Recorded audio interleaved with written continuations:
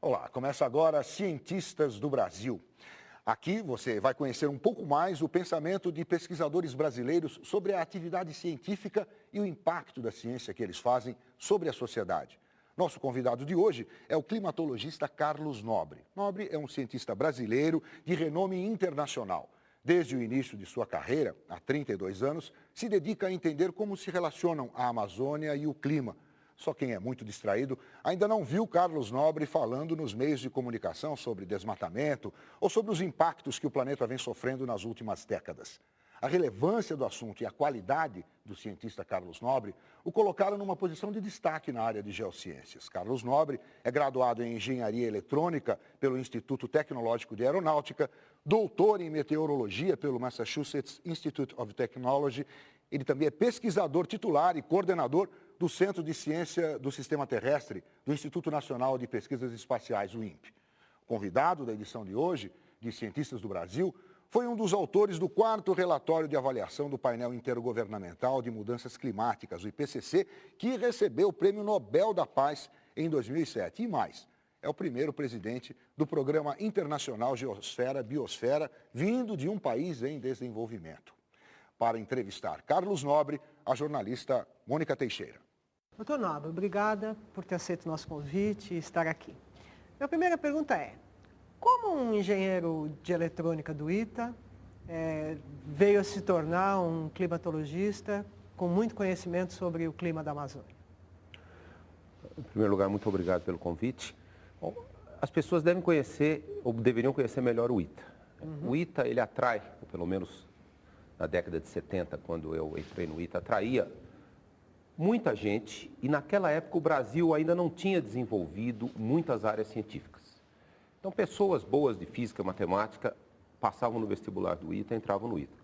O ITA forneceu uma fantástica formação básica em física, em matemática, em química.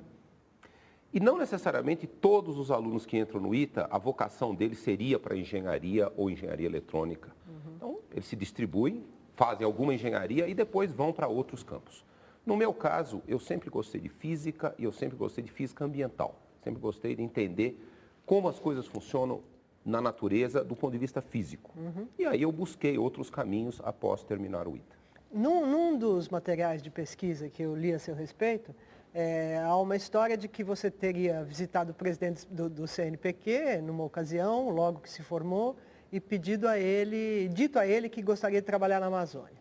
E que aí, então, o INPA, Instituto Nacional de Pesquisas da Amazônia, né? No caso, o presidente era o cientista Warwick Kerr, acolheu você. Qual era a sua ideia quando foi para lá? Bom, eu sempre fui apaixonado pela Amazônia desde adolescente. Por quê? Porque eu gostava de meio ambiente. E a Amazônia, ela até hoje captura a imaginação do mundo. E capturou a minha imaginação como adolescente. Então eu fiz o ITA, mas com aquela ideia de um dia trabalhar na Amazônia. Durante os anos do ITA, muitos alunos, eu fui um deles, nós pegávamos carona em aviões do Correio Aeronacional, que existia na época. Então, como estudante, eu conheci Belém, Amapá, Manaus, Porto Velho, Acre, fui até Cruzeiro do Sul, tudo como estudante. E comecei a conhecer a Amazônia. Então eu queria uma oportunidade. Então eu tive essa oportunidade quando um amigo meu, que era amigo do presidente do CNPq, o Dr. Dion, me levou para conversar com o Dr. Dion, e esses eram outros tempos no Brasil, né? Hoje não seria mais possível fazer isso. O Dr. Dion pegou o telefone, ligou para o diretor do INPA na época, o famoso geneticista Warwick Kerr, e eles me falaram, não, manda ele aqui. Eu, no dia seguinte, comprou uma passagem de avião e me mandou. E o Dr. Kerr gostou do meu perfil profissional como engenheiro. Né? Fui trabalhar lá como engenheiro eletrônico na manutenção de equipamentos de laboratório. Esse foi o meu primeiro emprego. Ah, era um emprego, efetivamente. Não era, digamos, ainda o início da carreira científica, ou foi? Não foi porque eu estava fazendo manutenção de equipamentos de laboratório de química. Mas aí, lá no INPA, eu falei para o Dr. Kerr que eu queria estudar. E aí surgiu uma oportunidade de fazer o doutorado nos Estados Unidos e ele rapidamente me mandou para lá. Agora, quando você começou a estudar assuntos ligados ao clima, já se sabia que havia um aquecimento do planeta Terra e que havia um aumento das emissões de carbono na atmosfera? Olha, marcante da história, da história da percepção recente do aquecimento global. O aquecimento global, se sabe o efeito que poderia causar na atmosfera há muito tempo, foi um documento, uma comissão que a Academia de Ciências dos Estados Unidos fez em 1979. E por coincidência e sorte minha, o meu orientador no doutorado nos Estados Unidos era o presidente dessa comissão, o professor Joel Charney, um dos mais importantes meteorologistas do século XX. E ele uma vez voltou de Washington, quando tinham terminado esse relatório, que hoje é um clássico, que foi o primeiro documento sintético, antes do IPCC, muito antes. E ele voltou, chamou os alunos dele e falou, olha, acabei de voltar e fizemos uma avaliação. E ele falou uma frase que me marcou até hoje. Ele falou, a física do aquecimento global é tão robusta que não há como imaginar que ele não vai causar uma grande transformação do clima do planeta. E isso em 1979. Quase 30 anos depois, certamente, aquela conclusão hoje está mais do que comprovada. E a partir daí, então, você ligou sua carreira, vamos dizer, ao estudo da física ambiental? Eu liguei minha carreira desde na hora que eu comecei o doutorado em física ambiental. O meu trabalho de doutorado foi muito mais teórico, entender algumas relações do clima equatorial, um trabalho muito teórico, muito matemático, mas assim que eu voltei ao Brasil, eu imediatamente me liguei à pesquisa amazônica. Eu vim trabalhar em São José dos Campos, no INPE, mas imediatamente, alguns meses depois de chegar aqui, eu já estava envolvido com pesquisa de campo na Amazônia e estou envolvido com pesquisa amazônica desde então. Então, e como é o seu trabalho de pesquisa? Como era e como é o seu trabalho de pesquisa? Do que se trata ser um climatologista? O que é que você estuda? Com que meios? Como que é a atividade de pesquisa, Nobre? A minha formação foi para um lado de uma área técnica que nós chamamos modelagem matemática do sistema climático. Então, eu tento combinar uma pesquisa de melhorar a capacidade de representar, através de modelos matemáticos, tudo o que acontece no clima, com uma ênfase muito grande sobre a Amazônia, como que a floresta interage com a atmosfera, mas diferente de física teórica ou física de partículas ou outro tipo de física, que às vezes a pessoa constrói um modelo mental e é um grande modelo, um grande insight de como funciona o universo. Em meteorologia, em climatologia, é difícil a gente construir coisas na cabeça. A melhor guia é observar o que acontece. Então, a gente vai no campo e observa. Então, hoje, o moderno cientista dessa área ambiental, climática, é um cientista que conjuga uma boa capacidade matemática, de entender como modelar o sistema, com o trabalho de campo. Essas duas coisas têm que andar juntas. Eu queria que você explicasse melhor o que é modelar o sistema. O que é isso? O que quer dizer? O que quer dizer fazer um modelo do clima? É muito complicado? É relativamente complicado. Relativamente complicado. A base de um modelo matemático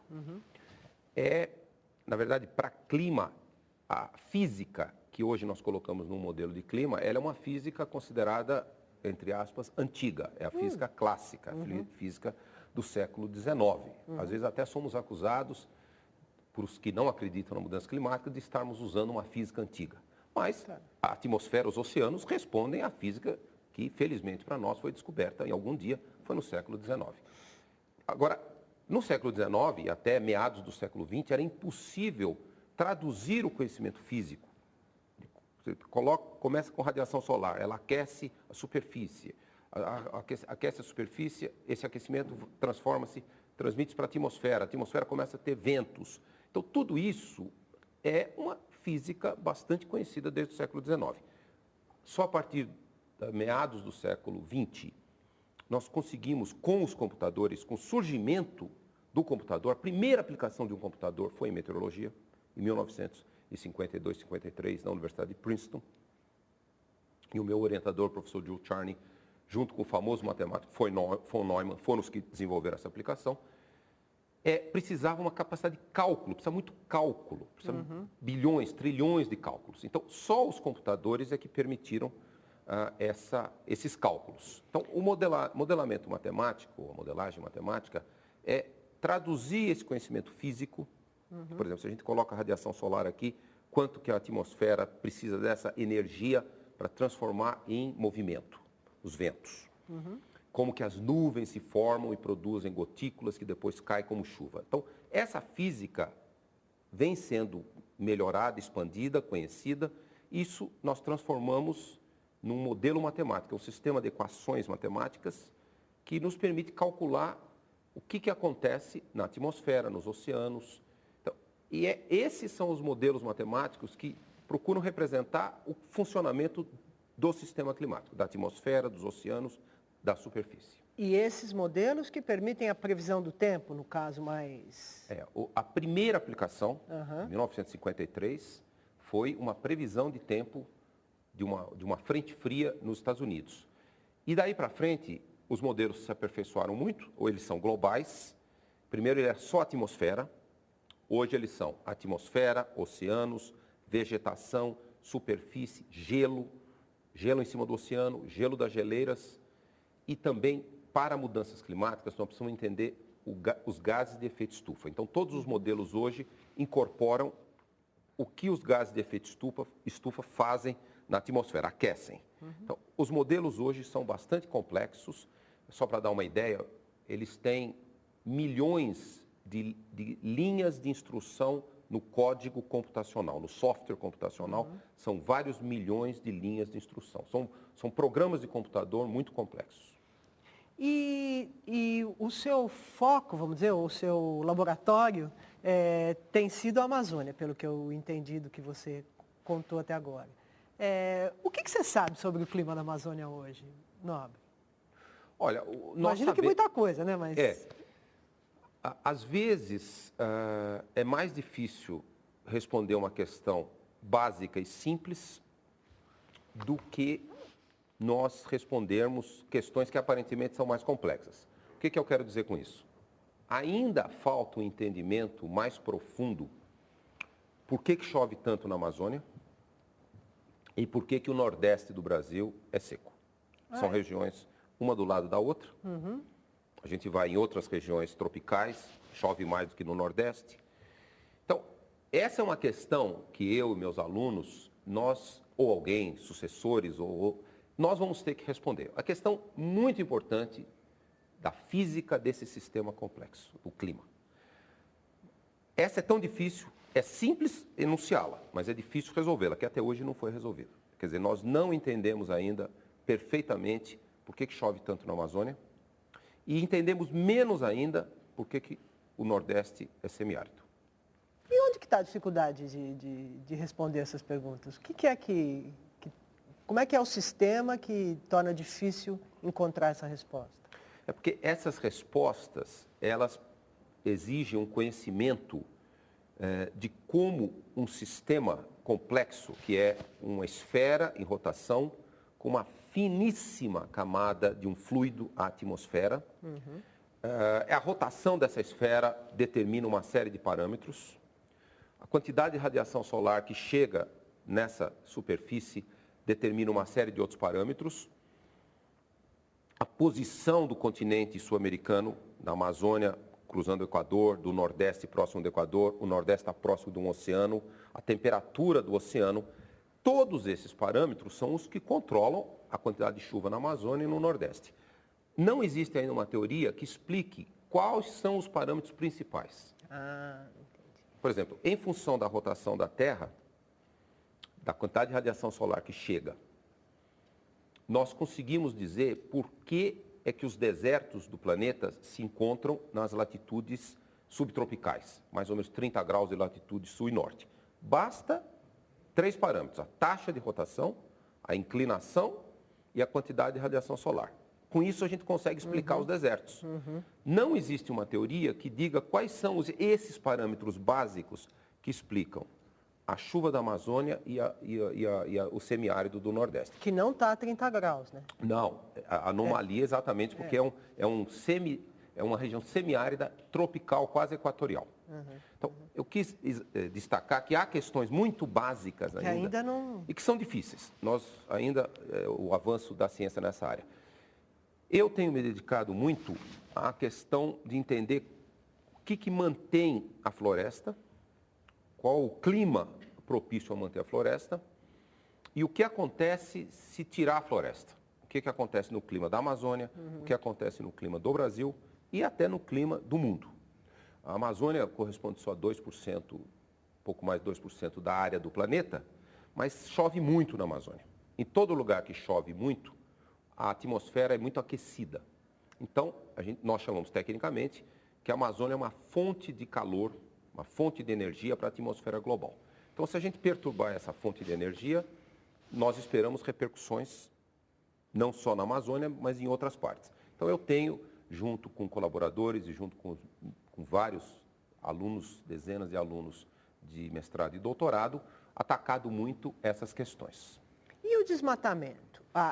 Esse desmatamento que acontece hoje, que impacto está tendo já na Amazônia enquanto fonte de energia global? A Amazônia está mais ou menos 17%, 18% desmatada e muito fragmentada. Ainda não conseguimos detectar mudanças claras no regime de chuvas. O sinal ainda é um sinal que não apareceu com clareza. Quer dizer, continua sendo um lugar onde chove muito. Chove muito. Mesmo tendo a seca de 2005. É um lugar que chove muito, mesmo tendo a seca, que foi uma seca bastante atípica no oeste da Amazônia em 2005. Agora, as simulações que vários grupos, inclusive os nossos aqui no Brasil, têm feito, qual o impacto do desmatamento da Amazônia? Se toda a Amazônia for desmatada, quase todos os cenários indicam que as chuvas na Amazônia diminuiriam.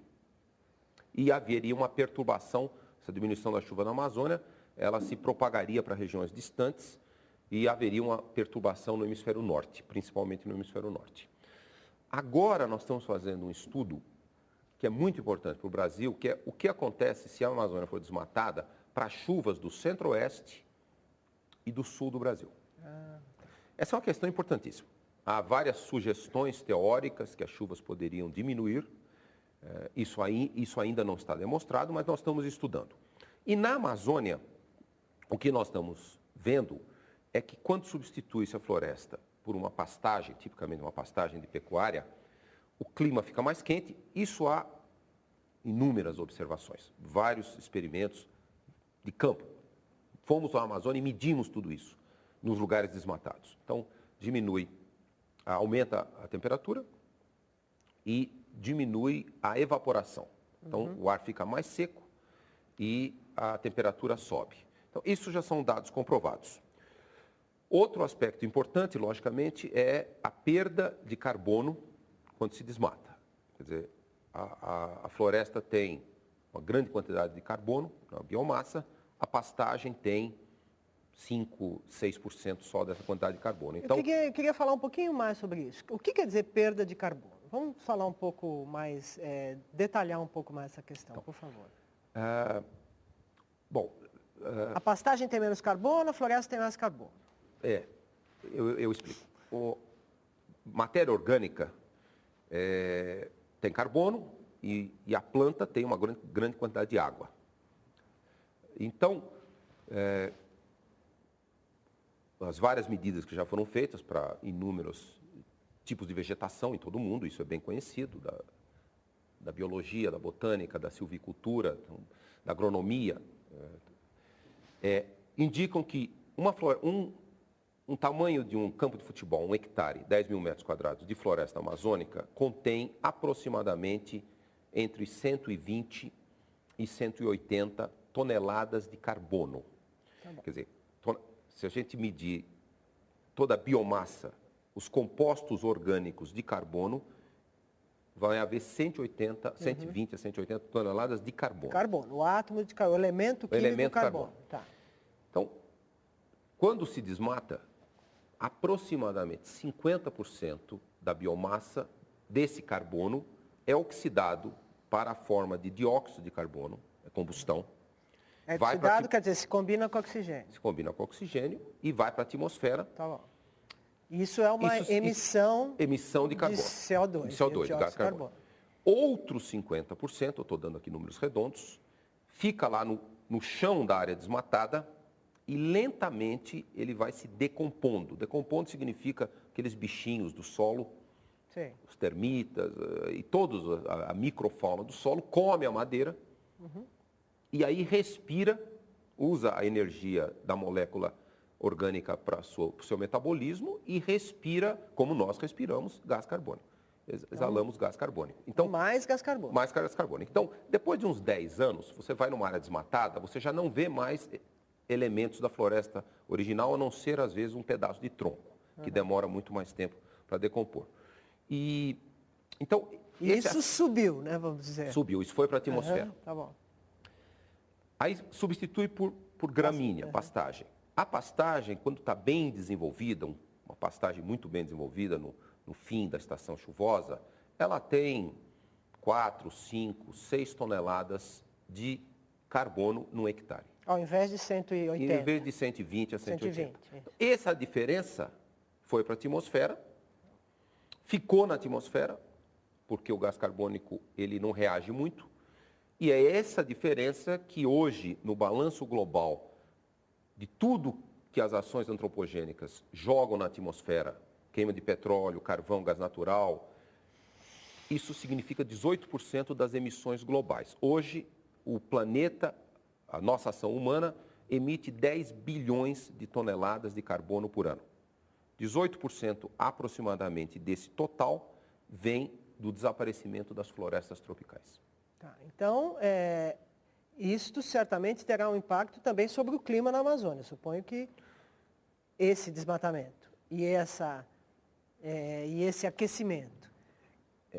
Hoje, vamos separar o problema. Isso. O desmatamento muda o clima local e se houver alteração das chuvas, pelo o desmatamento mudando as chuvas, pode ter um efeito Tá bom. longe. Agora, as moléculas de CO2 vão para a atmosfera. De todo mundo, de queima de combustível fóssil, tudo, desmatamento. A molécula de CO2, como ela tem um tempo de residência muito grande, ela fica muito tempo, em média uma molécula de CO2 fica 140 anos na atmosfera. Então, aí, não importa se emitiu na Amazônia ou no veículo aqui em São Paulo, ou nos Estados Unidos, ou na Europa, aquilo tudo se mistura. Por isso que o aquecimento é global, quer dizer, esse efeito dessas moléculas na atmosfera, ela se redistribui. Agora, o aquecimento global, se o planeta continuar aquecendo, esse aquecimento impacta a Amazônia. E essa é uma outra área de pesquisa muito ativa que nós estamos desenvolvendo no Brasil. Eu, particularmente, meus alunos, nós temos nos dedicado muito a essa pesquisa, que é qual é o efeito do aquecimento global na floresta. E veja bem, mesmo que nós não desmatássemos uma árvore, o aquecimento global continuaria a acontecer, porque está se queimando muito combustível fóssil. E mesmo nesse caso, haveria sim um impacto. E alguns dos nossos resultados são muito preocupantes, no sentido de que se a temperatura passar de 4 ou 5 graus, pode haver De aumento. O aumento da temperatura subir mais que 4, 5 graus, pode haver um colapso de grande parte da floresta amazônica. Quer dizer, a floresta amazônica não sobreviveria a esse novo clima muito quente. Então, e atualmente nós estamos desenvolvendo uma pesquisa que é colocar junto o efeito do desmatamento, o efeito do aquecimento global e o efeito do incêndio florestal. Quando o planeta fica mais quente e a Amazônia fica mais seca, pega fogo a floresta, que normalmente não acontece. Então, essas três forças, elas estão atuando ao mesmo tempo. E a nossa pesquisa agora é saber se a floresta amazônica vai resistir a essas três forças. Isso tudo que a gente conversou até agora, Nobre, isso é a ciência do sistema terrestre?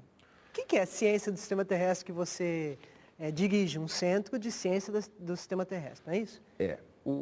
A definição, uma das definições de ciência do sistema terrestre é a tentativa de entender como sistemas naturais, quer dizer, o clima, o carbono,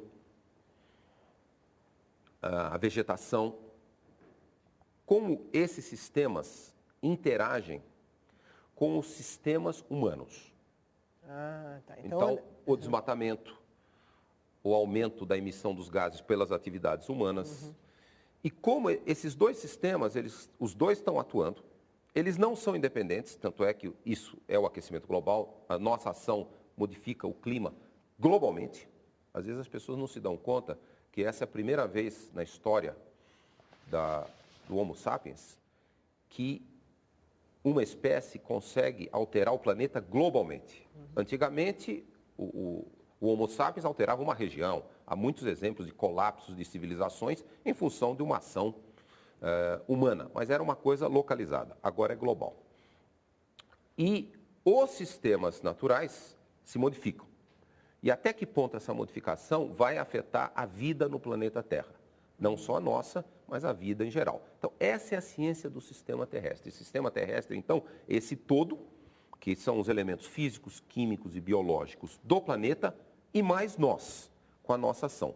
E esse é o objetivo, é uma nova área científica, ela é interdisciplinar, que ela precisa de inúmeras disciplinas para avançar, e ela procura, de certo modo, uma das questões mais importantes é quais são os riscos futuros. Existe um ponto crítico que nós não devemos passar? Existe um ponto crítico de aquecimento global, de emissão de gases, que se nós passarmos, pode haver um colapso muito grande de sistemas naturais que vão afetar a sustentabilidade da vida? Então, essas são perguntas muito importantes de ciência do sistema terrestre. E quais são as respostas preliminares para essas perguntas? As respostas são muito preocupantes. Muito preocupantes. Lá atrás, quando se começou a falar muito atrás, de aquecimento, de efeito estufa, muitas pessoas saudaram, principalmente quem vivia em países frios, que o aquecimento era uma maravilha. Ia ser bom para a agricultura, ia ser bom para a saúde.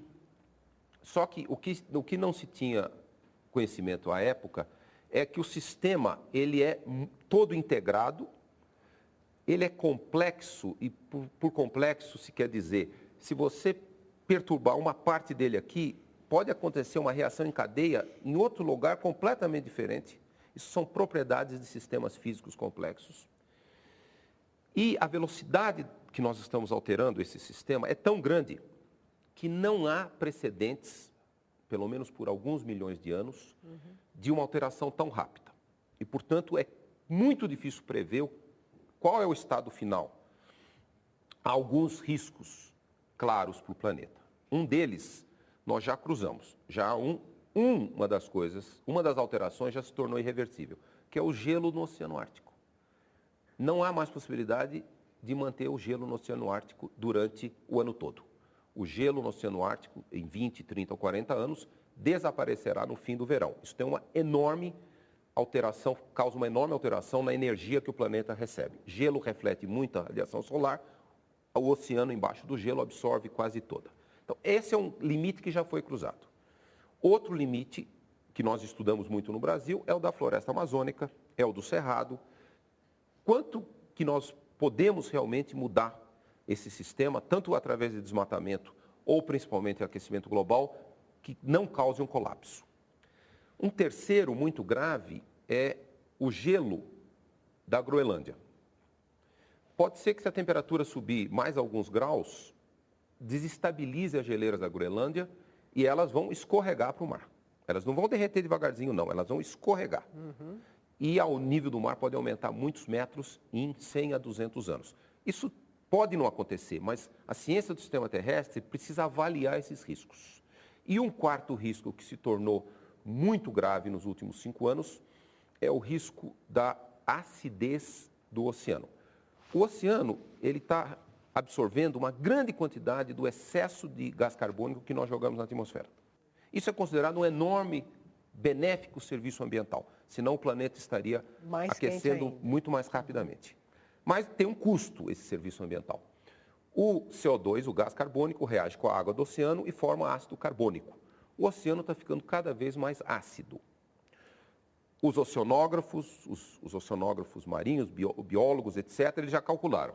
Se continuar mudar a acidez do oceano na taxa que está acontecendo, até o final do século, 40% da vida marinha que necessita de esqueleto pode desaparecer, porque não formaria mais esqueleto. O oceano seria muito ácido para que o carbonato de cálcio, Que é o osso. ele se tornar, o carbonato de cálcio, uma forma do carbonato de cálcio, ficaria sempre em solução. Ela não saturaria, ela não haveria possibilidade dessa forma se desenvolver. E essa vida, ela não tem jeito. A evolução biológica, a mutação genética é um processo muito lento. Não haveria maneira dessa forma de vida rapidamente descobrir uma outra maneira ou mudar para outra forma de carbonato de cálcio que aguenta uma acidez maior. Então, 40% da vida, dessa vida oceânica que tem esqueleto, corre um sério risco se a acidez chegar nesse ponto crítico. Esse é um outro risco que a gente chama risco sistêmico, muito grande, que foi descoberto nos últimos 5 anos. Então é fascinante ser um climatologista no tempo da mudança climática. É fascinante e preocupante, né? Porque nós começamos, a ciência começa, eu imagino que isso seja parecido até com alguns físicos nucleares dos anos 40 e 30, né? Porque eles estavam trabalhando com um campo que foi para um lado da energia nuclear, foi para o lado da bomba. Quer dizer, então nós trabalhamos com um campo que é olhar algumas coisas que representam riscos importantes para a sustentabilidade da vida do nosso planeta. Muito obrigada pela entrevista. Eu que agradeço. Cientistas do Brasil faz agora um rápido intervalo. No próximo bloco, o Carlos Nobre discute os rumos da pesquisa científica sobre o aquecimento global com o botânico Marcos Buqueride e o diretor científico da Fundação de Amparo à Pesquisa do Estado de São Paulo, Carlos Henrique Brito Cruz. Até já.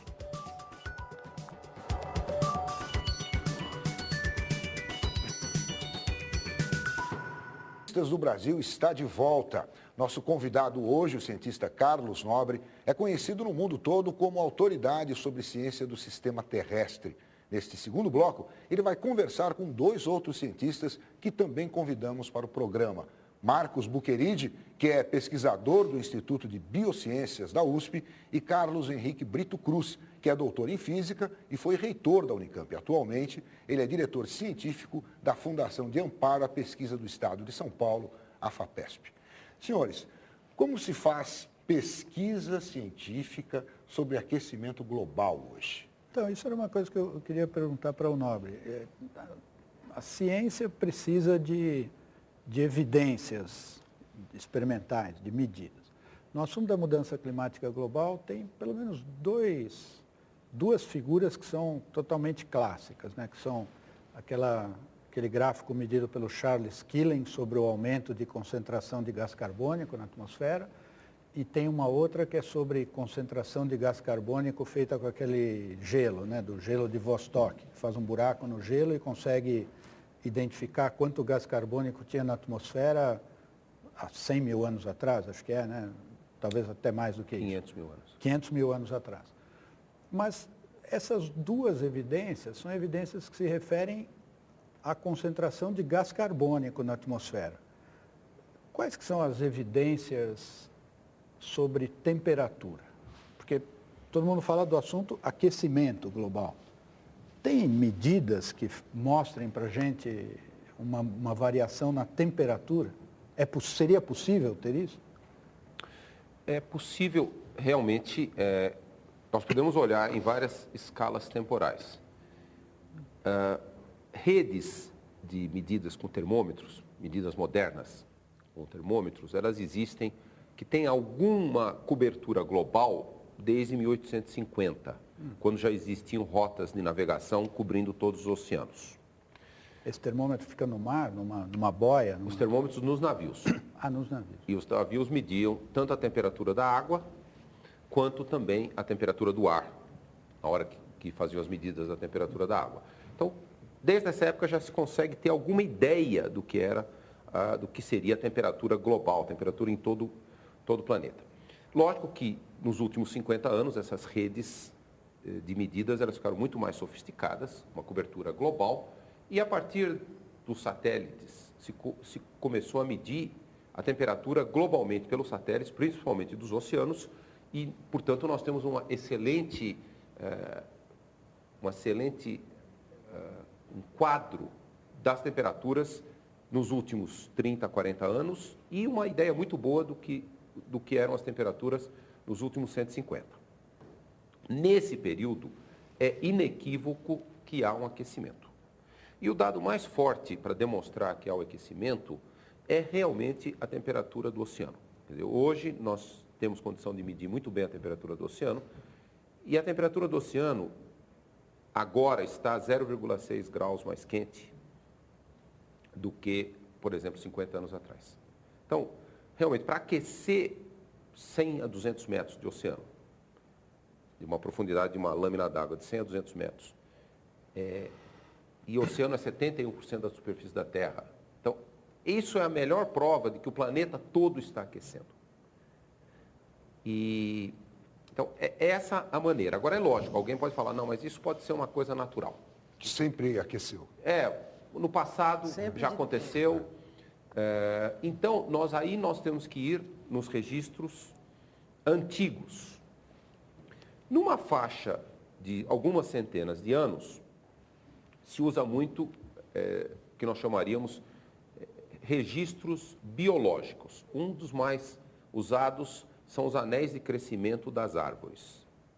As árvores vão crescendo, em climas que tem inverno, verão, primavera, outono, dá para ver claramente o anel de crescimento e há uma relação muito clara entre o anel de crescimento e a temperatura. Então já se consegue extrapolar como poderia ter sido a temperatura algumas centenas de anos do que as árvores existem. As árvores têm vida de centenas de anos, ou muitas delas. E mais para trás, a melhor maneira é ir nas geleiras, Brito, você já mencionou, vai nas geleiras e começa a analisar a temperatura.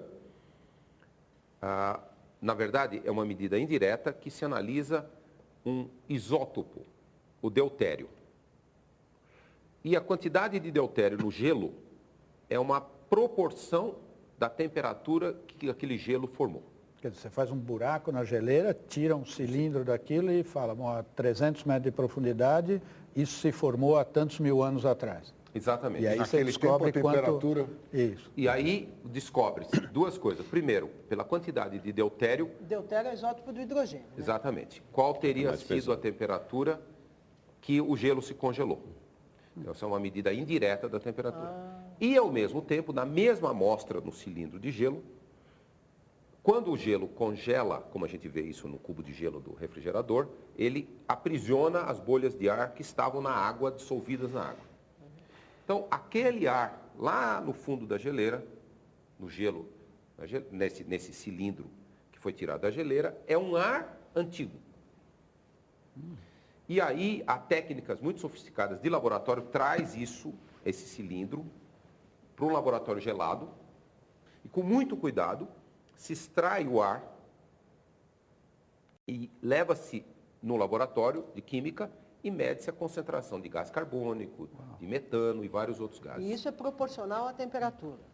Isso é a concentração desses gases que existia lá atrás. No passado. Não, mas o espetacular disso é que, ao mesmo tempo que você mede quanto gás carbônico tinha, você mediu também qual era a temperatura. Então, aí, com essa medida, você consegue relacionar as duas coisas. Uma coisa com a outra. Exatamente. Não é isso? Exatamente. E é na mesma medida, não é que você faz uma medida aqui e a outra lá e tem que... Você tem medidas indiretas, por exemplo, quando você mede o isótopo do oxigênio, você tem o O16 e o O18. Então, você sabe o quanto evaporou, porque o 18 evapora uma taxa menor. Então, pela razão entre O16 e O18, você consegue complementar também para ver a temperatura. É essa medida principal enquanto choveu, que nos permite dizer, quando tinha muito menos gás carbônico e metano na atmosfera, a temperatura era menor. E, por exemplo, no pico do último período glacial, 20 mil anos atrás, a atmosfera tinha só 280 partes por milhão, partes de CO2, gás carbônico, em 1 milhão de partes de atmosfera. E a temperatura do planeta, em média, era 5 graus mais frio. Então, essas medidas que o professor Brito se referiu, da Antártica, dos cilindros de gelo, é considerado o mais importante resultado científico das geociências, e um dos mais importantes, do século XX. Quem que inventou essa ideia? Olha, essa ideia, ela já é antiga. Quer dizer, os glaciologistas já utilizam essa ideia há mais de 50 anos.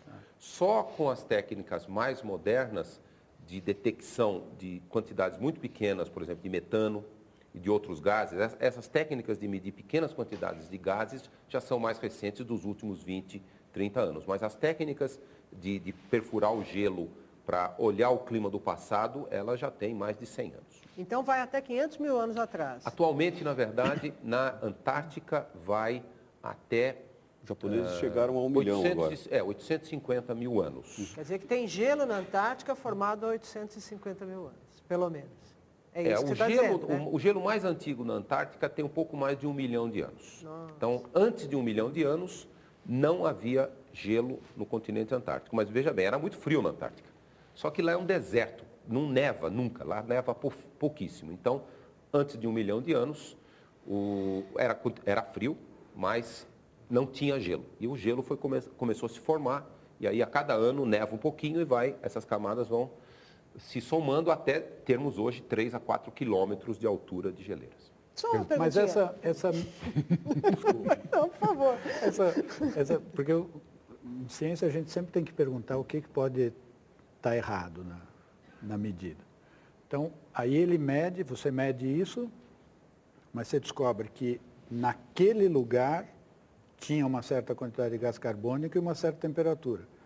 Como é que faz para, a partir daí, supor que isso está falando do globo terrestre? Essa é uma parte. E a outra é que a Antártida não esteve sempre nesse lugar. Não, sem dúvida. Há 1 milhão de anos ela estava mais ou menos nesse ali, lugar. Era mais 20 milhões que ela estava nesse 20 milhões, 100 milhões de anos atrás, não. Logicamente, os continentes eram a grande Pangeia, tudo junto. Então, Mas era mais quente nessa época, né? Era mais quente e tinha muito mais CO2 na atmosfera. Tá bom. Mas nós não existíamos ainda. Isso. Então, esse mesmo registro aparece na Groenlândia e aparece nas geleiras dos Alpes. Tá bom. Lógico, elas não têm gelo que vai até 850 mil anos, mas então esse sinal é global. Você põe um gráfico em cima do outro e fica tudo... Quando um sobe, o outro sobe. Isso é bonito. Os Alpes, Groenlândia, o gelo dos Andes. E tem umas coisas bem interessantes. Quando às vezes tem um choque de um grande meteorito que libera um metal raro, por exemplo, irídio. Aí, lógico, tem o choque, se não for no oceano, ele levanta um monte de poeira e tal, um monte desse metal raro vai para a atmosfera e depois ele se deposita globalmente. Aí eles vão e vê que na geleira da Groenlândia, dos Alpes, dos Andes, da Antártica, tem uma camada de um metal raro.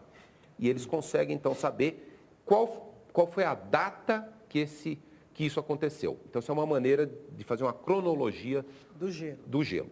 Outra coisa, por exemplo, época do Império Romano. É mais recente, 2000 anos, mas quando eles descobriram a metalurgia do chumbo, houve uma grande emissão de chumbo ali, do Império Romano. Mas o chumbo foi para a atmosfera e espalhou. E hoje a gente vai na Antártica e vê na camada de 2000 anos atrás, a camada Parece chumbo. A marca do Império Romano. Romano. A marca do Império Romano. É uma camada de genial. chumbo. Mas e você falou que, então, tem essa aí de 500 mil anos, que você vê temperatura e gás carbônico. Tem essa dos termômetros, que vê a temperatura do oceano. E dá para ter uma medida sobre temperatura média do Brasil nos últimos 200 anos? Existe isso? É possível ver como é que isso se reflete no território brasileiro? Então, Brito, essa é uma área que merece muito mais pesquisa no Brasil. Por quê? O Brasil ficou um pouco de fora dessas redes de medidas meteorológicas. Quer dizer, nós tivemos sempre uma baixa densidade, nós começamos muito tarde, na época do Império tinha algumas observações em todo o Brasil, Rio de Janeiro, São Paulo, Fortaleza, mas não tinha nada para o interior do Brasil. E a nossa meteorologia levou muito tempo para se desenvolver. Então, esse é um dos grandes problemas que nós temos no Brasil, quando alguém pergunta o que está acontecendo com o clima do Brasil. Não me interessa o mundo, eu quero saber do Brasil. Nós, honestamente e cientificamente, às vezes nós temos que responder, não sabemos. Nesse aspecto, eu acho que você pode usar as marcas que ficam nos organismos vivos, porque, como você falou dos anéis de crescimento, por exemplo, Então, a gente está olhando... olhando anel de crescimento em árvore da Amazônia? Nós estamos olhando, por exemplo, o nosso laboratório, a gente olha o que acontece com as plantas. Né? E nós estamos olhando nesse momento, porque o CO2, quando ele entra na planta, ele entra pelos estômatos. Então, uma folha pode ter 50, 70 mil boquinhas que se abrem diariamente para pegar o CO2. Quando ele entra, isso depende, o quanto entra depende do número de estômatos que tem. E o que a gente descobriu agora é que se você nós colocamos, por exemplo, o jatobá para crescer em alto gás carbônico, que a gente espera para 2050, ele diminui o número de estômatos. Quando nós vimos isso, a gente foi para a literatura e encontrou que em vários lugares no mundo, o número de estômatos das boquinhas vem diminuindo desde a Revolução Industrial. Isso é um sinal de que a temperatura vem aumentando, de que o CO2 vem aumentando, e que se o CO2, se a gente achar que a física, como o Carlos diz, é robusta o suficiente, a temperatura vem aumentando igual. Quando a gente foi olhar no jatobá, por exemplo, em 1930, está marcado lá. Agora nós estamos indo buscar em várias espécies brasileiras para ver se isso se repete. Quer dizer, a gente tem evidências de que o gás carbônico realmente vem aumentando, que as plantas dão essa resposta para a gente. As árvores da Amazônia, infelizmente, elas não têm anéis anuais de crescimento. Porque a temperatura é muito estável. Muitas e os anéis são relacionados com a chuva. Quando tem uma estação seca, elas crescem menos. Quando tem uma estação chuvosa. Mais no sul do Brasil, não. Nós temos inúmeras espécies. Mas nos falta muito mais estudos. É muito importante recuperar a história climática do Brasil. Como nós não tínhamos muitas estações meteorológicas climáticas nos últimos 200 anos, nós temos que fazer uso dessas outras formas indiretas. Carlos, nos estudos que nós estamos fazendo agora, nós estamos usando anéis e nós estamos coletando a celulose dos anéis e medindo isotopia, porque em muitas delas você consegue eliminar o efeito chuva e enxergar o efeito sazonal. Né? E também não são só os anéis, quer dizer, dentes de mamíferos também têm marcação sazonal. Você pode buscar em outros elementos que não sejam só as plantas. Eu acredito que se nós coletarmos dados biológicos e depois tentarmos colocar em cima, você consegue colocar esse dado dos anéis de crescimento em cima do dado climático e aí depois recalcular e fazer um ajuste. E aí você tem uma constante com a qual você consegue chegar a essa variação de temperatura. Deixa eu fazer uma perguntinha. O que é um laboratório gelado? É um laboratório com temperatura... baixa. Todo mundo anda de capote? O que é? Todo mundo anda de capote. Todo mundo anda de capote. A temperatura de um laboratório gelado normalmente é menos 15 a menos 20 graus. E é lógico, precisa ter um laboratório em que as condições do laboratório não interfiram com aquele cilindro que tem que ser muito bem preservado. Você também falou antes em grandes computadores, né? Que característica tem que ter um supercomputador hoje para poder dar conta desses modelos? Porque é um instrumento de pesquisa também, né? Sem eles, pelo que você disse anteriormente... Deixa eu dar uma noção para vocês. Clima tem a ver com água, que tem a ver com chuva, chuva tem a ver com nuvem. Para nós podermos um dia, nós estamos ainda longe desse dia, talvez não muito longe, mas talvez 10 anos, nós temos a condição de, no supercomputador, calcular o que poderiam ser as nuvens no futuro. Nós precisamos fazer cálculos nesse planeta representando cada quilômetro ou cada meio quilômetro. Nós precisamos quase que fazer uma conta, que não são uma, são muitas, para cada 500 metros de toda a superfície. Então, os cálculos são... A superfície da Terra é quanto? Que tamanho que tem? Porque você está falando? 500 metros quadrados, né? A superfície do planeta é 400 milhões de quilômetros quadrados. 400 milhões de quilômetros quadrados. E se você imaginar que eu estou falando 1 quilômetro, então eu tenho 1 quilômetro quadrado, eu vou ter 400 milhões de pontos Só que eu tenho que dividir a atmosfera em várias camadas, Pois é. normalmente, vamos dizer, 100 camadas. Então, eu já estou falando em 40 bilhões de pontos. De pontos, quer dizer, 40 milhões de dados, cada dado E para cada um desses pontos, eu preciso fazer um número muito grande de cálculos. Calcular a temperatura, a velocidade do vento, a umidade, a concentração de gás carbônico, e tudo. É um número imenso. E além disso, calcular isso agora e daqui a 5 minutos, daqui a 5 minutos. E eu tenho que, o E cálculo você leva em consideração matemático... a vida nisso? Você leva em consideração fotossíntese, respiração? Sem chegar Sem no biologia. nível Sem vegetação. molecular. Só com física. Então, para cada... E eu tenho que calcular isso, como o professor Brito já falou, a cada, vamos dizer, alguns minutos, nessa simulação para o futuro. Então, quando a gente põe na ponta do lápis, nós estamos falando em quadrilhões de contas para ter uma simulação, muitos quadrilhões. Então, hoje, isso seria inviável. Hoje, esse cálculo desejável, porque eu quero saber o que vai acontecer com as nuvens e com a chuva do futuro. Aliás, para o Brasil, isso é muito importante. Então, por isso, nós precisamos cada vez mais de usar computadores rápidos. A projeção do aumento da velocidade dos supercomputadores pela tecnologia pede que daqui a 10 anos nós já teremos computadores que farão 1 quadrilhão de cálculos aritméticos por segundo. Tá. Nós estamos chegando perto disso. E daqui a 15 ou 20 anos, 10 quadrilhões. Então, quando nós chegarmos nessas velocidades, nós poderemos avançar e realmente projetarmos o que pode acontecer com as nuvens, com a chuva. Por que isso é importante? Porque uma das coisas mais críticas do aquecimento global é que a teoria prevê que um planeta mais quente terá tempestades mais intensas. Porque quando está mais quente, chove mais forte. Isso qualquer pessoa sabe. Mas nós precisamos saber onde vai chover mais forte, quando, como, de que maneira. Isso nós precisamos ter essa capacidade de calcular as nuvens e as chuvas. Isso ainda está um pouquinho para frente. Mas essa é a razão principal de querer esses sistemas. Na comunidade de mudanças climáticas, tem uma enorme discussão teórica agora sobre se nós não deveríamos seguir um modelo que os físicos muito bem têm feito no CERN, no LHC. Quer dizer, os físicos são muito bem organizados. Em vez deles fazerem um pequeno laboratório em cada parte do mundo, eles vão se juntam e fazem um laboratório de 10 bilhões de dólares. Uhum. Os meteorologistas e climatologistas, nós nunca nos organizamos assim. Então, há laboratórios, há mais de 20 desses no mundo.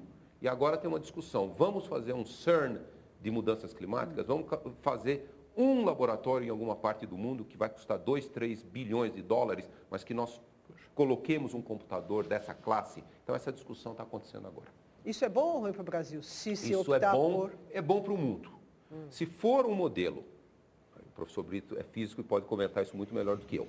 Se for um modelo parecido com o LHC, com o CERN, em que os físicos do mundo inteiro, ou os climatologistas, os meteorologistas do mundo inteiro, tenham acesso, possam contribuir para o desenvolvimento, tenham acesso a tudo que se faz, aos dados, eu acho que é benéfico para o mundo. Bem, senhores, vamos fazer aqui mais um intervalo, parar um pouquinho a nossa conversa, faz um intervalo, daqui a pouco a gente volta e Carlos Nobre vai tirar as dúvidas dos nossos outros convidados. Já, já.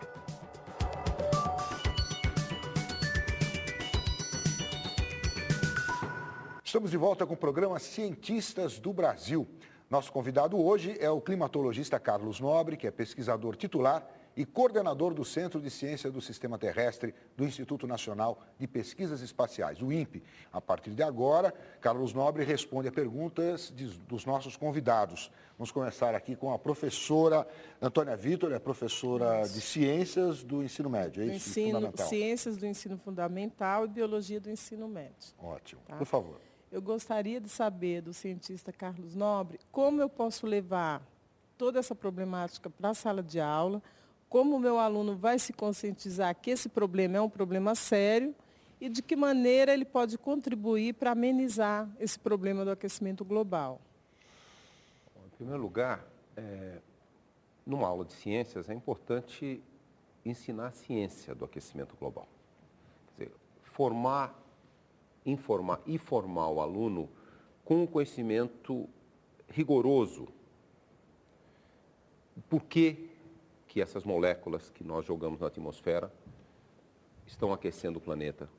Qual o papel das emissões, o que pode acontecer com o clima do planeta no futuro. Então, essa ciência, ela já existe de uma maneira pedagógica para o ensino fundamental e para o ensino médio. Há vários grupos no Brasil, inclusive no meu próprio instituto, o INPE, que produziram material para o ensino de ciências, para ensinar o que é o aquecimento global. Agora, é lógico que a escola, ela também forma o cidadão, e forma o cidadão para o futuro. Não há dúvida que, para nós diminuirmos o risco futuro, há necessidade de reduzir as emissões dos gases de efeito estufa.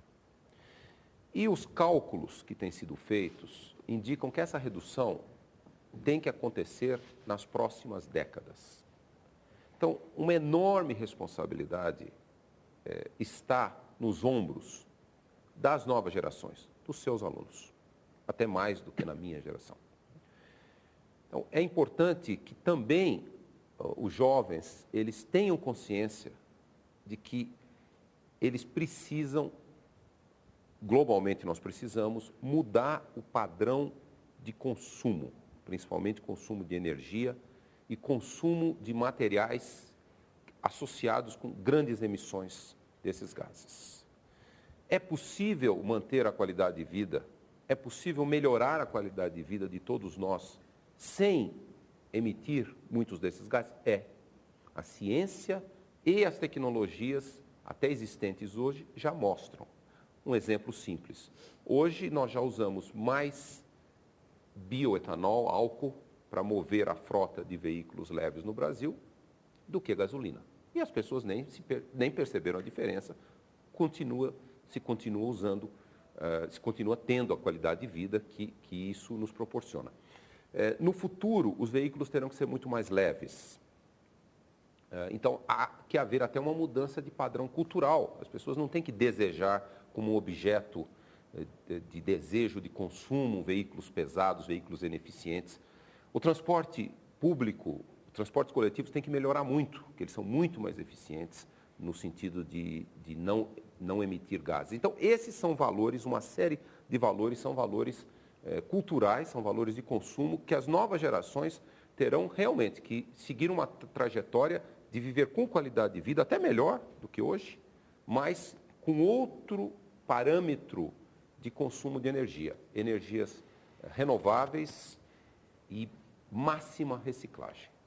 Eu estava ouvindo o senhor falar e estava me sentindo na idade da pedra. O senhor falando de modelos climáticos, e eu faço um trabalho com os alunos na escola, eu sou o coordenador pedagógico da escola, onde nós utilizamos o termômetro de mercúrio, onde nós utilizamos o barbante para verificar a velocidade do vento, a direção do vento, ainda fazemos isso. Tá? É uma escola localizada no meio de uma favela. Esse trabalho, na sua opinião, contribui em quê para que esses alunos comecem a discutir no futuro, no ensino médio, discutir o aquecimento global e melhorar nossas condições de vida? A ferramenta que se usa para perceber o ambiente não precisa ser um supercomputador, não precisa ser um aparelho, um super termômetro. Lógico, para a ciência avançar, nós precisamos dessas ferramentas. Para as pessoas se darem conta, principalmente os jovens, do seu entorno ambiental, não é necessário instrumentos sofisticados. O que você usa é mais do que suficiente. O importante, vamos dizer assim, é introjetar, quer dizer, as pessoas entenderem o que são essas variáveis ambientais, como elas afetam a nossa vida, até no nível, vamos dizer assim, fisiológico, como a temperatura, a umidade, o sol nos afeta, como ele influencia as plantas, por que as plantas crescem. Esse conhecimento eu acho tão básico hoje que todos deviam ter. Quer dizer, o ensino médio, o ensino fundamental devia mostrar isso, não só em quadro negro ou na tela do computador. É muito importante essa experiência com realmente o que é o ambiente, o que é a atmosfera, o que é a chuva, o que é a radiação solar.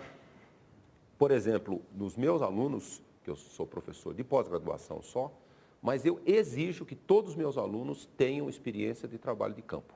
Não só com os modelos computacionais, não só em laboratório, mas é importante ver como a natureza funciona. Jornalista Cláudia Pick. Professor Nobre, o senhor falou aí para a professora da questão dos alunos, de mostrar que é preciso mudar padrão de consumo, mudar energia, trabalhar energia.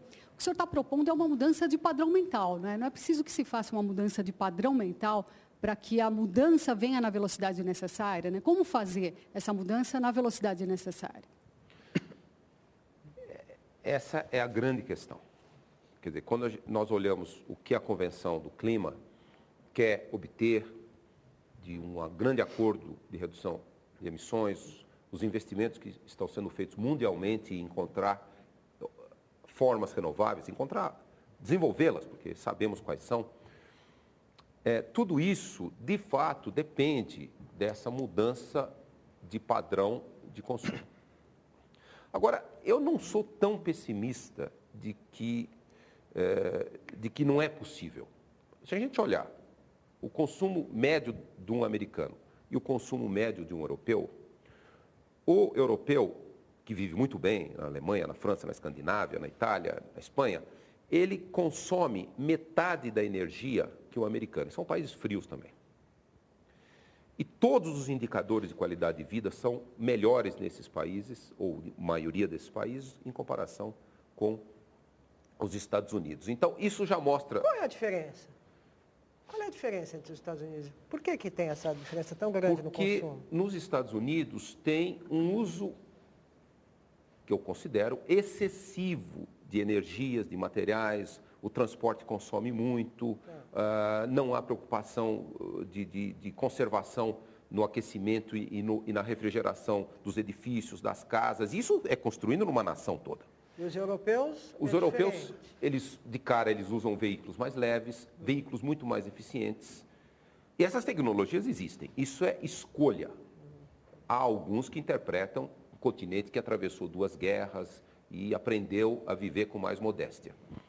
Mas hoje, que já há muito tempo que não se tem guerra, eles estão num patamar mais desenvolvido. Eles vivem muito bem, vivem melhor que nos Estados Unidos, em média, e consomem muito menos. Isso mostra claramente que esse desafio pode ser enfrentado. É lógico que nós precisamos descarbonizar, quer dizer, diminuir, segundo os últimos cálculos, em 80% as emissões para a atmosfera de gás carbônico, metano e outros gases, no curto intervalo de 50 anos. Então, isso requer um enorme investimento em tornar acessíveis e mais baratas as energias renováveis. Isso é possível, isso é possível. E também a vontade das pessoas. Alguém, por exemplo, precisa, por exemplo, por que nós precisamos viver num ambiente de ar-condicionado a 20 graus, quando o nosso corpo tranquilamente pode viver bem a 25, 26? Quer dizer, esse é um padrão cultural. Esse é um padrão cultural. Então, essas coisas, aos poucos, têm que mudar. O Japão, o governo japonês e as grandes corporações japonesas, eles determinaram, é um país com outra disciplina, diferente do Brasil, diferente do mundo ocidental, que só se liga ar-condicionado quando a temperatura passar acima de 26, 27 graus e só se liga o aquecimento quando ela cair abaixo de 14.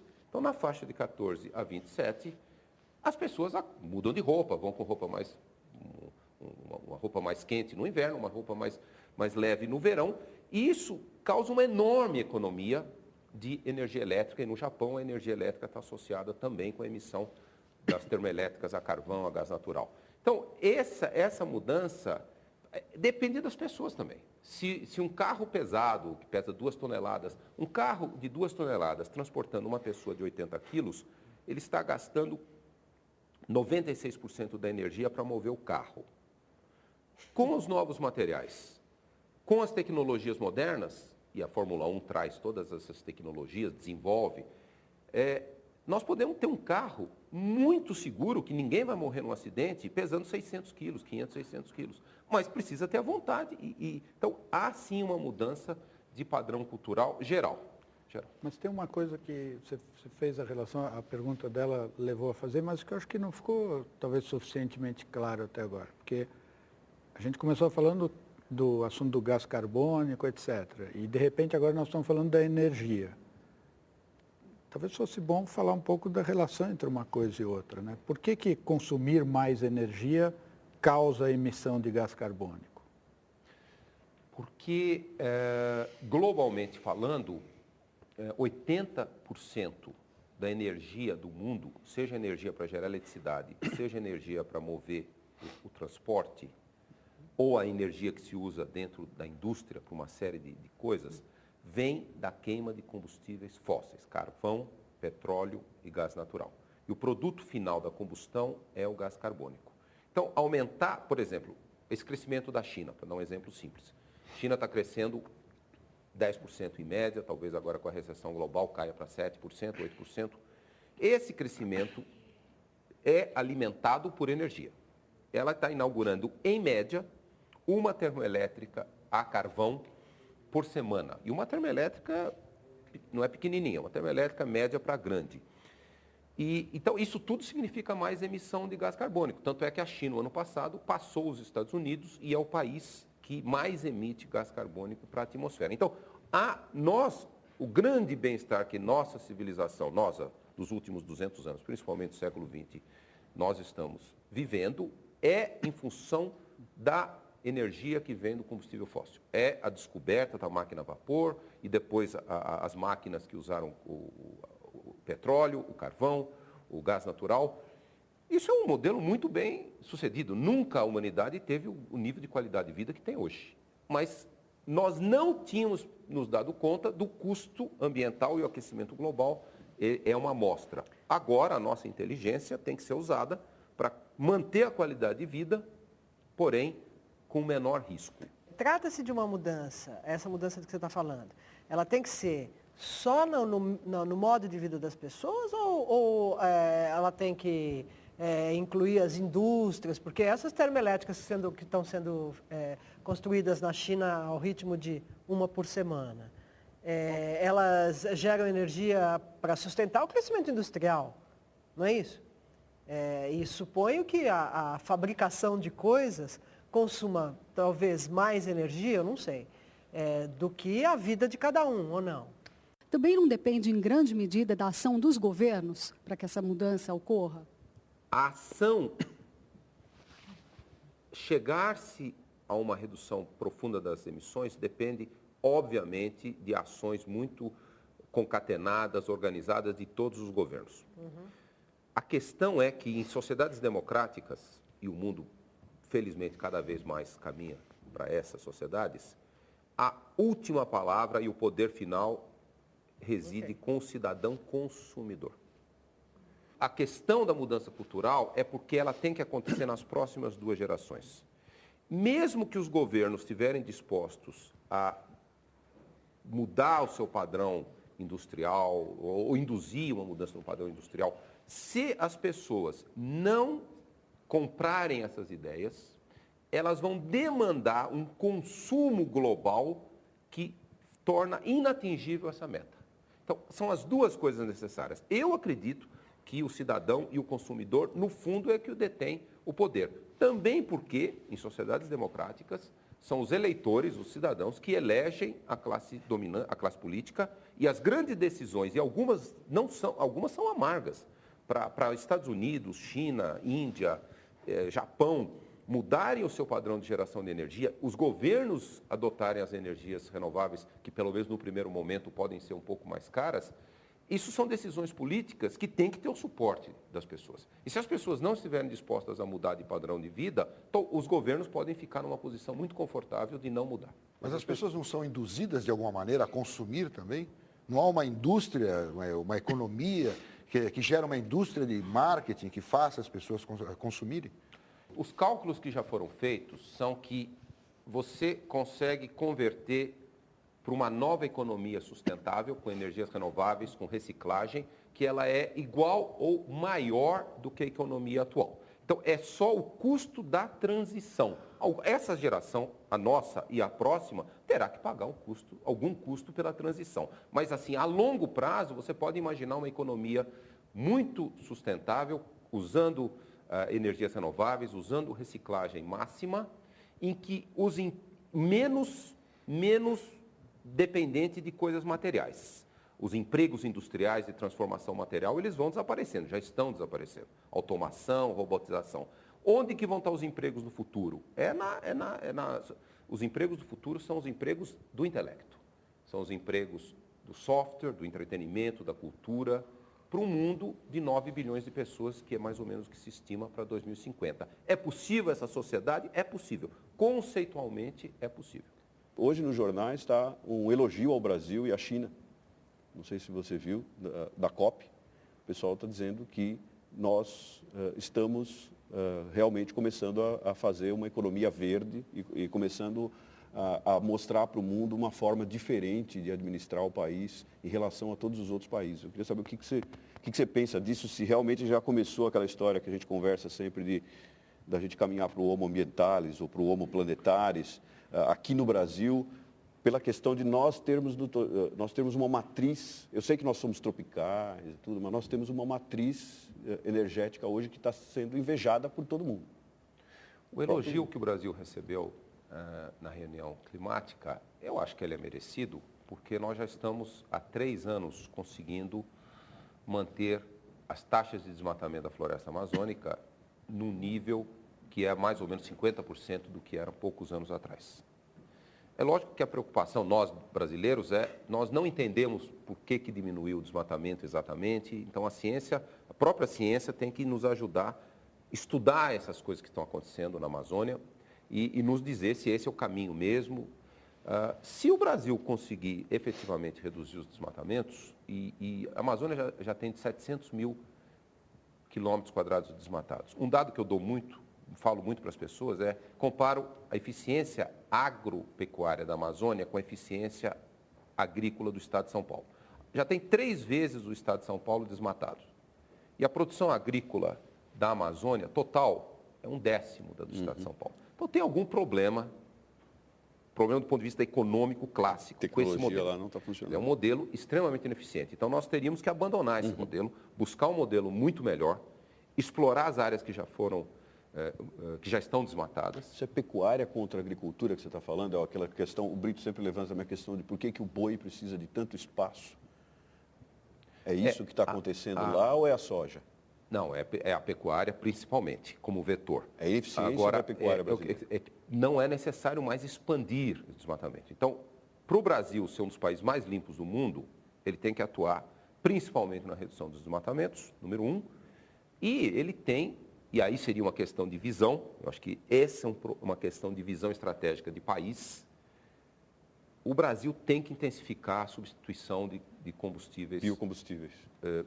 Combustíveis e energia fóssil por energia renovável. O Brasil tem o maior potencial do mundo em energias renováveis e ainda utiliza pouco. Fora a bioenergia, o biocombustível, as outras formas utiliza muito pouco as novas formas de energia, solar, eólica, de marés, e nós estamos ficando um pouco para trás na corrida tecnológica nessas outras formas. A energia... Mas o resultado não, né? Porque o outro elogio ao Brasil nessa reunião lá da COP foi ao fato de que o Brasil hoje é o único país industrializado que pode dizer que metade da energia que ele usa vem de fontes renováveis.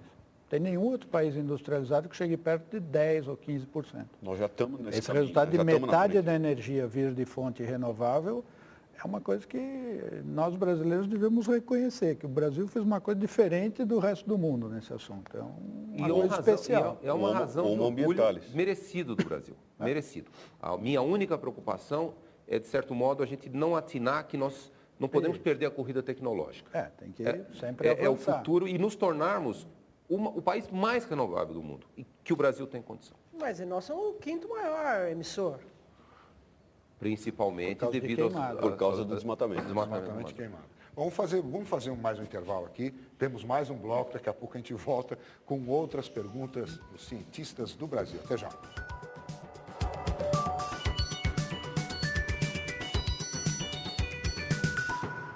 Cientistas do Brasil está de volta, agora com a última rodada de perguntas dos nossos convidados ao climatologista Carlos Nobre. Temos mais perguntas, então. Henrique Barbosa. Milhares de pessoas na América do Sul e vários milhões na Ásia dependem do consumo de água doce da água que vem das geleiras nas montanhas. Um dos principais efeitos do aquecimento global é o desaparecimento dessas geleiras. Tá? Que efeito social isso pode trazer no mundo? E os governos e os cientistas sociais estão olhando para esse problema e quão grave e quando isso deve acontecer no futuro?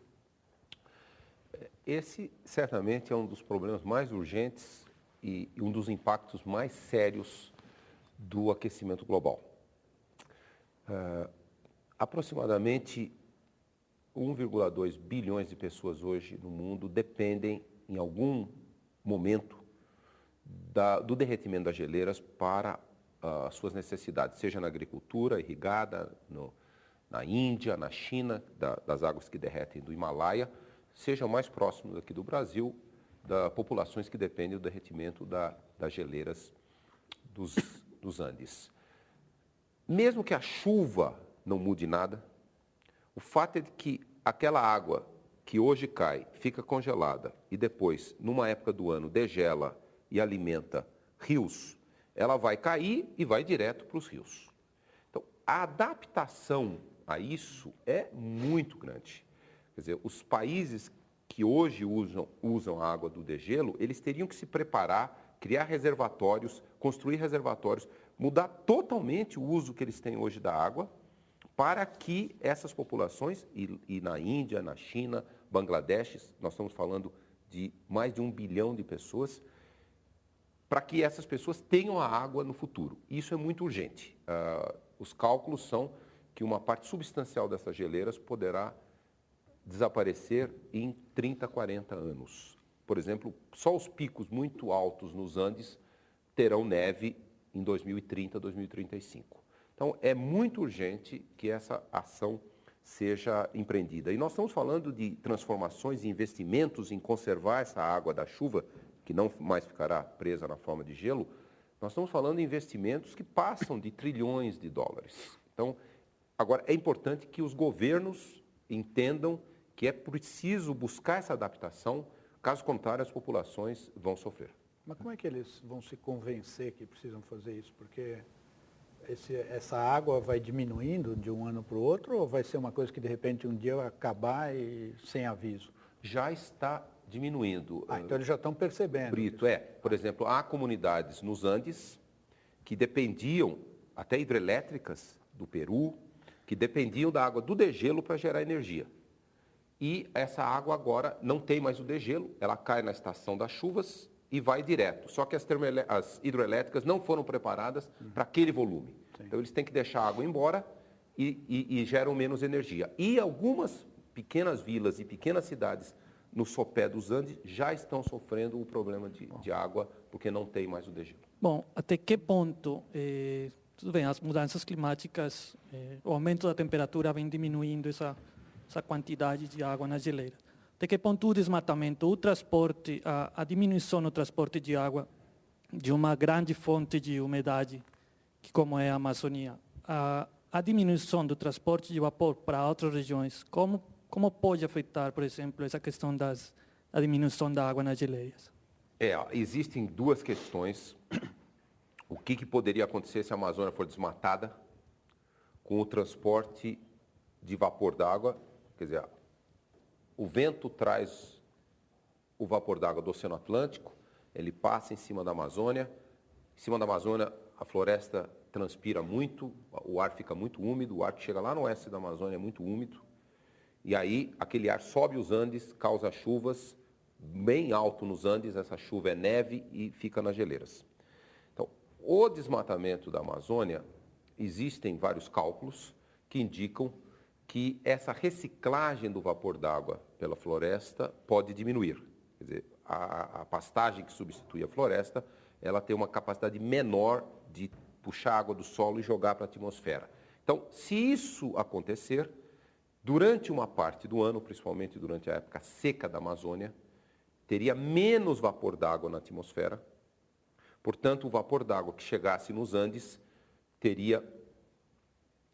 o ar que chegasse nos Andes seria mais seco, portanto, em princípio, a neve que cairia na geleira seria menor. Então, existe sim um risco de isso acontecer. Mas se a temperatura subir muito, Salazar, esse vapor d'água vai cair na forma de chuva. E outra vez a chuva vai escorrer de uma vez e não vai ficar armazenada. Mas o desmatamento da Amazônia pode também ter um pequeno efeito na formação de chuvas e de neve nos Andes. Fernando Fonseca. Professor, o senhor falou agora há pouco que a climatologia é uma ciência que evoluiu muito nos últimos 50 anos, a partir dos computadores.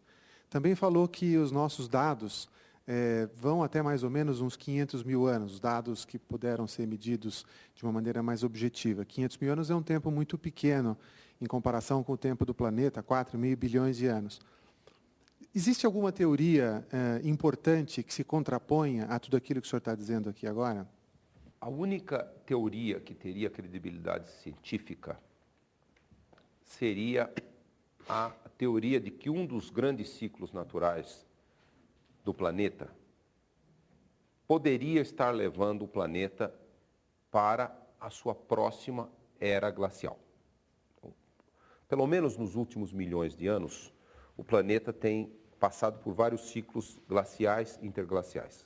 20 mil anos atrás, a temperatura média do planeta era 5 a 6 graus mais fria, e nós tínhamos o pico da glaciação, o manto de gelo chegava no meio da América do Norte, no meio da Europa, na ponta da América do Sul, gelo permanente, e depois o planeta entrou numa fase interglacial que nós estamos hoje. Então, esses ciclos, que são principalmente controlados por pequenas variações da órbita da Terra em volta do Sol,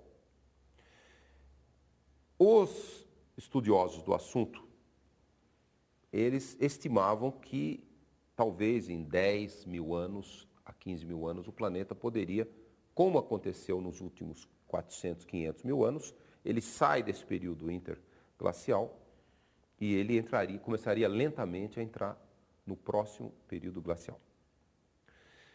O que acontece é que, isso é uma questão que também preocupa, é que a sementinha para uma glaciação é o gelo que fica em cima do Oceano Ártico. Quer dizer, as glaciações começam quando o hemisfério norte, a cada verão, recebe um pouquinho menos de radiação solar por causa da posição da Terra em volta do Sol. E aí, naquele verão, um pouquinho mais de gelo permanece no Oceano Ártico. Aí, no verão seguinte, um pouquinho mais de gelo. Essa é a sementinha do começo de um processo de glaciação. As estimativas são que daqui a 30, 40, 50 anos não haverá mais gelo no fim do verão do hemisfério norte em cima do Ártico, em cima do Oceano Ártico. Polo Norte vai ser água. Então, os glaciologistas que estudam, eles estão começando a fazer uma projeção, que ainda é uma projeção muito debatida, que nós, provavelmente, pelo aquecimento global causado pela emissão dos gases, nós perderíamos a próxima época glacial. Quer dizer, nós ficaríamos num período quente por talvez dezenas de milhares de anos, em vez de 5 a 10 mil anos. Essa teoria dos ciclos glaciais, ela não é uma teoria, é uma observação, existem os ciclos glaciais.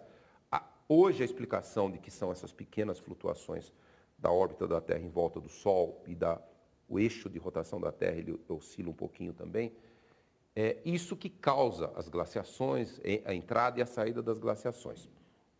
Agora, outras teorias que poderiam dizer que esse aquecimento que nós estamos observando, eles são processos naturais, elas são menos críveis, porque elas dependem de dizer que esse gás carbônico que está na atmosfera, ele teria uma origem natural. Ou ele seria gás carbônico que estava dentro dos oceanos e saiu dos oceanos porque o planeta está aquecendo, portanto não é o gás carbônico de origem do fóssil que nós estamos queimando, ou seria um gás carbônico que aí é inorgânico, ele está lá no fundo da Terra e vulcões, fissuras, trariam para a atmosfera. Na história dos 4,6 bilhões de anos do nosso planeta, já houve inúmeros episódios dessa natureza. 3,6 bilhões de anos atrás, quando a vida surge nos oceanos, a atmosfera tinha 85% de gás carbônico. O planeta só não tinha um super efeito estufa como o Vênus, porque a radiação solar se estima que era 30% mais fraca do que hoje. Mas esses são processos muito lentos de milhões a bilhões de anos e que a vida teve tudo a ver. Foi a vida que lentamente começou a tirar o gás carbônico da atmosfera através da fotossíntese. Então, acontece que as medidas hoje são muito boas. Nós sabemos que essa molécula que está aqui de gás carbônico, ela veio da combustão de carvão, de petróleo, de gás natural, de floresta. Ela não veio nem do carbono inorgânico profundo e nem veio do carbono que está dentro do oceano e que saiu. Hoje há métodos que não deixam nenhuma dúvida da origem desse gás carbônico. E também um comentário que o professor Brito fez, antes das medidas do professor Killing, lá no topo de uma montanha do Havaí, o consenso geral é de que o que a gente emite queimando carvão, petróleo, gás natural é muito pouco e que os oceanos absorveriam tudo. Quer dizer, ninguém se preocupava com a questão. Então, as medidas, elas foram fundamentais porque elas mostraram que os sistemas naturais não estavam dando conta de retirar o gás carbônico que nós estávamos adicionando.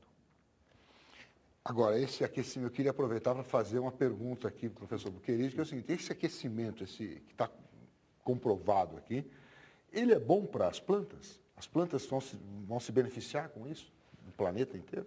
Até um determinado ponto, sim. Se a concentração de gás carbônico aumentando, a gente aumenta a fotossíntese. Nós temos visto cerca de 30%, 40% de aumento de fotossíntese na maioria das plantas. No caso da cana-de-açúcar, que é a nossa grande produtora de bioenergia, a gente chega a ver 60% de aumento de biomassa, quando você dobra o gás carbônico.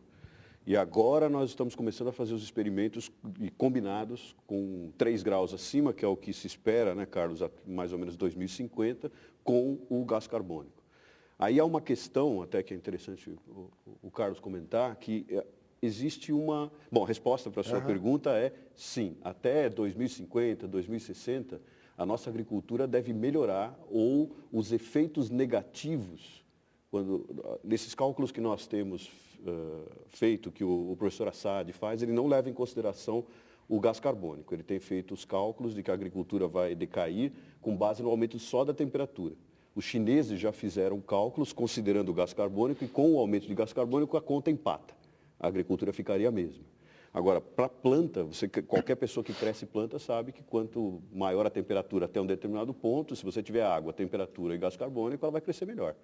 Então, nesse ponto, ela realmente vai haver um crescimento melhor. Se aumentar a temperatura, pode ser que diminua a água. Então, mas... evapora, sai do chão. Não, mas nós não vamos diminuir a água, nós vamos aumentar a água, porque você está degelando, você está aumentando precipitação em vários pontos. O que pode acontecer é que alguns, no caso da agricultura, e aí os cálculos são de que você pode secar, pode haver menos chuva em algumas regiões e esse menos chuva significa que a planta que cresce ali, o café ou mesmo a floresta, pode não suportar. Então você teria que ir para uma outra região. Mas, de forma geral, para as plantas, vai ser bom. Parece ser bom. Existe um cálculo feito, um cálculo de modelagem feito, que diz que para o hemisfério norte, nós não temos esse cálculo para o hemisfério sul, que diz que se você dividir a assimilação de gás carbônico, ou seja, a fotossíntese, pelo delta de temperatura no hemisfério norte, pela respiração no hemisfério norte inteirinho, desde a ponta gelada até o Equador, é sempre a mesma coisa. Isso significa que as plantas têm algum mecanismo que a gente não entende bem ainda, que compensam essas variações todas.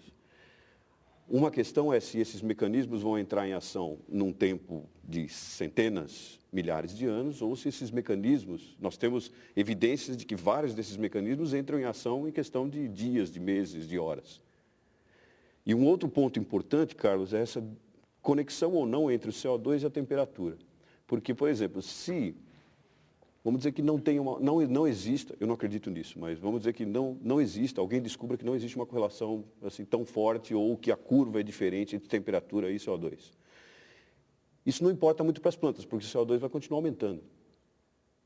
certo? E se o CO2 continuar aumentando, mesmo que o aumento de temperatura seja pequeno, o que vai acontecer é que as plantas vão crescer melhor.